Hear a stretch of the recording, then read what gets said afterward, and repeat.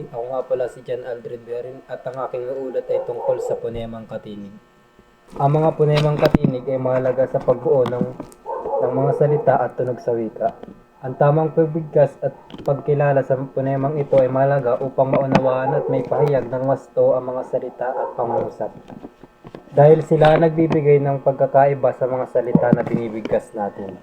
At ito ang mga sumusunod na halimbawa ng katinig sa wikang Pilipino. Ang mga ponemang katinig sa wikang Pilipino ay mga tunog na hindi naglalaman ng mga patinig a, e, i, o, at u.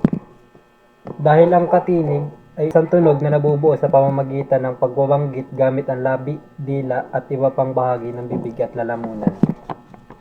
At sa ponemang katinig ay meron ding tinatawag na kambal katinig. Ang kambal katinig ay ang magkasunod na ponemang katinig sa isang pantig. Ito ay maaaring makita sa unahan, gitna, o sa hulihang pantig ng salita.